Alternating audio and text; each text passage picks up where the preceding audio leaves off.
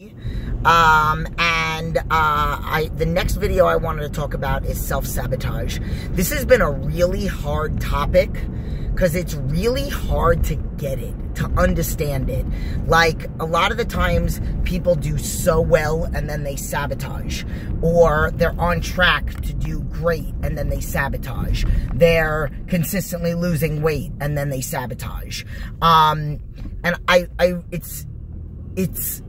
There are times that it's been where people think that they sabotage because at the end of the day they don't really feel like they deserve it, or they sabotage because in the back of their mind they're like, okay, I'm successful now, but I'm never going to get to where I want to get to. And it's really hard to figure out why people do what they do. And I will be honest, I talked about in my videos about, in between these two shows, how I've had my moments. I've had my not so great feelings. I've had my pressure. I've had my doubt for a moment. And I've, felt off. And I feel like I've kind of gotten a little bit of an understanding of the self-sabotage. And I think it's just that we are way too hard on ourselves, or don't have enough faith in ourselves. I briefly touched up on this in the last video, and I think literally I have to send my coach pictures today, then send them again tomorrow, because today is a higher carb day, and I'm also doing glutes and hamstrings. And then tomorrow, I do an upper body part, and then Thursday is like light little workout when I get to Vegas, and then Friday, nothing. So, I checked in with him this morning. I sent him pictures, and then I'm gonna send him pictures again, and he asked me how I was feeling. And he's like, other than the normal, peak week. But I honestly feel like I feel good because of things that I talked about in the last video. Like, I'm refusing to feel negative. I'm refusing to surround myself with any negativity, which I never do. But I think that I'm going to continue to do this even after, because it is so sad. Like, Instagram and Facebook and YouTube and all that other stuff is motivating. Now, I still am scrolling on Facebook, and I still am watching YouTube videos.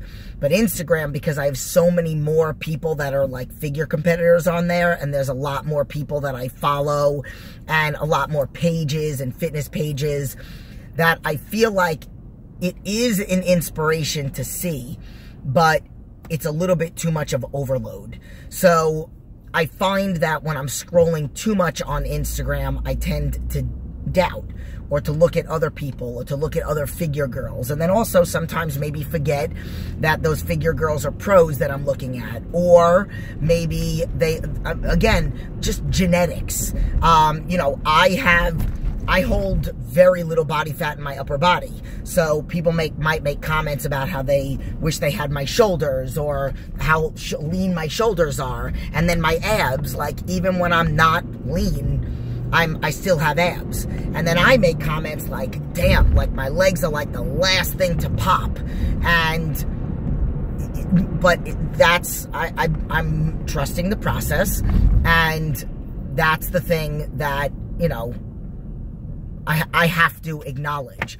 I have to recognize these things about myself. So in reference to self-sabotage, or in reference to sabotage in general, I think that it's really important to understand and get to know you. So I think it's important for you to understand that you are capable of more, that you are stronger than you think, and that you have to have more faith in yourself. Like I say, my mission, I'm not a personal trainer, a health coach, a life coach, even though I can be labeled all those things. I feel like my mission in life is to give people hope. That's what makes me work as hard as I do. Because I want to just do things that technically I shouldn't be able to do, or statistically I shouldn't be able to do, or, I don't want to be strong for a girl. I want to be strong. I want to, and so it's like, you have to trust your journey. You have to set goals and demolish them and then set new ones, but enjoy the process. And then another thing I did talk about is I feel like people lose track. Like, I feel like a lot of competitors don't enjoy the journey. Like, I'm totally okay with this journey. And I don't think like I'm not working hard enough. If I'm not miserable, then I'm not working hard enough. No, I'm working hard enough. I just am working 1,000 times harder on my mental exercises, and 1,000 times hard on my body exercises also, and my food prep and my strategic plans and my lists and all that other stuff.